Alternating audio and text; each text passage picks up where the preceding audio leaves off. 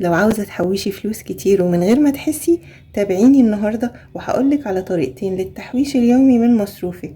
هتجمعي مبلغ كبير جدا هيكون في ايديكي، وكمان هرد على السؤال المهم اللي هتسألوه: ليه في طريقة بتجيب 14,000 وطريقة تانية بتجيب 36,000 من نفس مصروف البيت؟ هشرحلك طريقتين سهلين جدا هتقدري تطبقيهم من النهاردة حتى لو مصروفك 150 أو 200 جنيه في اليوم. لو أول مرة بتشوفيني، أنا أمنية علي ودي قناتي. ما تنسيش اللايك والشير والاشتراك في القناة وتفعلوا الجرس على الكل عشان يوصلكم كل جديد، واللايك لأن اللايك ده اللي بيرفع الفيديو وبيدعمني. فيديو النهاردة هيفرق معاكي كتير جدا لو نفسك تحوشي مبلغ كبير من غير ما تتعبي أو تحسي إنك في حالة حرمان. هقولك على طريقتين سهلين جدا للتحويش من مصروف البيت، وهنشوف مع بعض بالأرقام إزاي توفري مبلغ كبير جدا وهيفرق معاكي ومش هتصدقي ان انتي محوشة ده من مصروف البيت. طريقتين للتحويش من مصروفك اليومي. ازاي وصلت ل36,000 جنيه في السنة؟ النهاردة هشرحلك ازاي وصلت ل36,000 جنيه في السنة. فيديو النهاردة هيوفرلك طريقة عملية تخليكي تحوشي مبلغ كبير من غير لا جمعية ولا قرض ولا سلف ولا اي حاجة. هقولك على طريقتين سهلين جدا للتوفير من مصروفك اليومي، وهحسبلك الفرق بينهم بالارقام، وكمان هقولك ازاي وصلت 36,000 جنيه في السنة من مصروف البيت. وكمان هرد على السؤال المهم اللي هتسألوه: ليه في طريقة بتجيب 14,000 وطريقة تانية بتجيب 36,000 من نفس مصروف البيت؟ ده الفرق بين الطريقتين. الطريقة الأولى طريقة التحويش الثابت. طريقة التحويش الثابت ايه هي بقى طريقة التحويش الثابت؟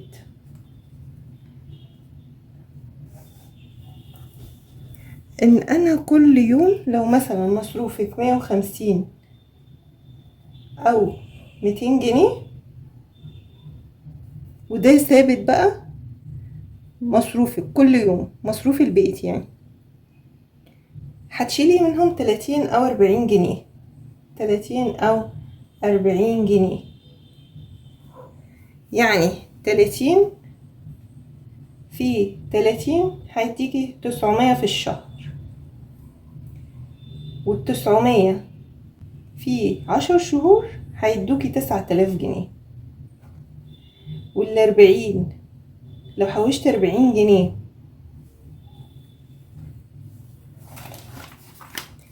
ولو حوشت 40 جنيه في شهر كل يوم هيطلع معايا 1200 جنيه في الشهر.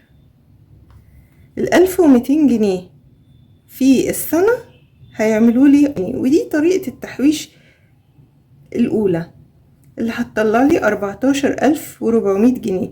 ده مش مبلغ قليل وانتي بتحوشيه يوم بيوم من غير ما تحسي ومن غير حرمان. يعني لما يبقى مصروفك 200 جنيه في اليوم ما تقدريش تشيلي 40 جنيه؟ تقدري جدا. المفتاح بس في طريقة التحويش دي هو الاستمرار. لازم الاستمرار، وزي ما قلنا انك بتجمعي المبلغ تحطيه في برطمان او في محفظة الكترونية او تشيليه في ظرف او مع مامتك او اختك وتعملي. دي طريقة الجمعية مع نفسك. ازاي اعمل جمعية مع نفسي وازاي اعمل جمعية لوحدي، جمعية بدون افراد، ده فيديو قلناه قبل كده. ودي الطريقة ان انا اشيل يوم بيوم احطه في برطمان او ظرف، النوع بقى ان انا افتحه تحت اي ضغط واي ظرف يعني. ولازم ابقى حاطه هدف في دماغي، ايه انا بحوش ليه؟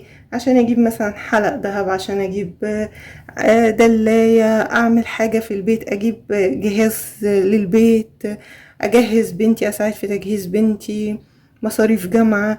يعني لازم يبقى فيه هدف. التحويش بدون هدف صعب جدا. واهم حاجة بقى انك قبل ما تصرفي، يعني 200 جنيه دي لو بتاخديها كل يوم، قبل ما تصرفي تشيلي 40 جنيه.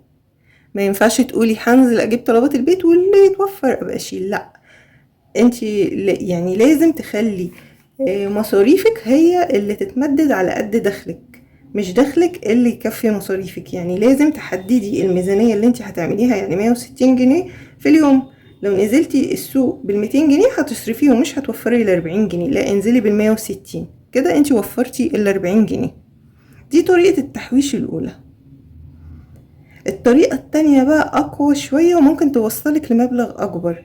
الفكرة إن كل يومين، دي برضو قلتها في فيديو قبل كده، زيرو مصاريف. يوم كده أنا صحيت من النوم مش ناوية أصرف، هقضي باللي عندي. دي الفكرة بقى إن كل يومين هتصرفي يوم واحد. يعني مثلا لو بتاخدي 200 جنيه، هكتبها عربي، 200 جنيه في اليوم. 200 جنيه دي هنزل بيها السوق، اشتري بيها طلبات تكفي يومين. تمام؟ هتقدري. وال200 جنيه بتاعت تاني يوم هتاخديها تحويش. يبقى يوم صرف ويوم تحويش. يوم هصرف 200 جنيه ويوم هحوش 200 جنيه. هتقوليلي ازاي هصرف 200 جنيه؟ هقولك ازاي بقى. من الفطار الاقتصادي، وده عملنا فيديو قبل كده. الفطار هيبقى ما بين بطاطس وبتنجان وفول، وممكن تحطي طماطم لو عايزه سلطه. الاكلات الاقتصاديه اللي عملنا قبل كده غدا ب100 جنيه، وغدا اقل من 50 جنيه، وغدا اقل من 80 جنيه، والاسره كبيره. مثلا هتجيبي ربع كيلو لحمة، تعملي تقسميه على يومين. يوم هتعملي مثلا حواوشي، يوم تاني هتعملي صينية رقاق، يوم هتعملي مثلا سمك، يوم عجة، يوم شكشوكة. هتبصي تلاقي فعلا 200 جنيه بتكفي اليومين بالاكلات الاقتصادية. يوم تحويش ويوم صرف. يوم التحويش بقى 200 جنيه انك تصرفي في يوم واحد 200 جنيه، واليوم اللي بعده ما تصرفيش وتحوشي نفس المبلغ. يعني لو بتحوشي 200 جنيه كل يومين، 200 جنيه كل يومين، يبقى في الشهر 15 يوم تحويش. ما هو الشهر 30 يوم، انا كده قسمته على 2. يعني 200 في 15 هيساوي 3000 جنيه. انا وفرت بطريقة التحويش دي يوم صرف ويوم زيرو صرف، يوم صرف ويوم تحويش. يوم اصرف ميزانية على اكل يكفيني يومين، وتاني يوم ببواقي التلاجة. وانا بصرف وانا بشتري ببقى عاملة حسابي، مش بواقي بقى هجوع وكده، لا، ببقى عاملة حسابي، بجيب الاكلات الاقتصادية. انا لو نزلت بال200 جنيه عشان اعمل اكل اليوم هصرفها، ولو نزلت بال200 جنيه عشان اعمل اكل اليومين برضو هصرفها. فيعني انتي تبقي نازلة بالكشف وبالمنيو بتاع الاكلات اللي انتي هتعمليها، وتبقي حاسباها بالظبط. وطبعا كلنا عارفين اسعار الحاجة في السوق ايه، فبتظبطي المنيو ان انتي تنزلي تشتري الطلبات بالظبط. تمام؟ قلنا بقى 200 في 15 يوم هتعملك 3000 جنيه في الشهر. طبعا هحطها في برطمان او علبة او حاجة كبيرة، يعني علبة كبيرة. وبعد كده بقى هبدأ اعمل الجمعية الكبيرة اللي هي مع نفسي، ان 3000 جنيه في 12 شهر هيديني 36,000 جنيه. يبقى كده احنا شرحنا ازاي من نفس المصروف اللي هو 200 جنيه في اليوم عملنا 14,400 جنيه، وفي نفس الوقت عملنا 36,000 جنيه.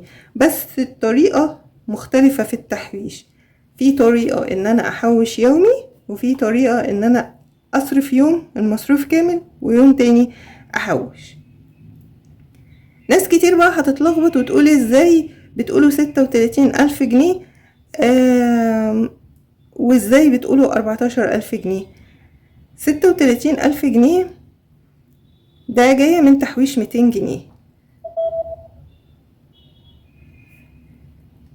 جاية من تحويش 200 جنيه يوم ويوم. لكن 14,400 دي جاية من تحويش 40 جنيه في اليوم. الموضوع يعني مفيهوش لخبطة، الطريقتين مختلفين تماما. اللي بتمشي على 40 جنيه يوميا، واللي بتمشي على تحويش يوم وصرف يوم. بس الطريقة ان انا احوش يوم المصروف واصرف يوم المصروف دي بتوفر اكتر كتير جدا. اللي بيفرق بقى هو التزامك مش المبلغ. لو مشيتي حتى على 20 جنيه في اليوم هتجمعي مبلغ كبير جدا اخر السنة. ابدأي بأقل حاجة بس خليكي ماشية عليها، واعملي صندوق في البيت او افتحي مثلا حساب توفير، اعملي برطمان، اعملي ظرف، شيلي مع مامتك مع اختك. اهم حاجة انك تعملي جمعية مع نفسك. وازاي تعملي جمعية نفسك وجمعية بدون افراد؟ قولولي في التعليقات اي فكرة عجبتك اكتر، وايه الفكرة اللي هتنفذيها، لان رأيكم بيفرحني. وما تنسوش اللايك والشير والاشتراك في القناة، وتفعلوا الجرس على الكل عشان يوصلكم كل جديد. مع السلامة.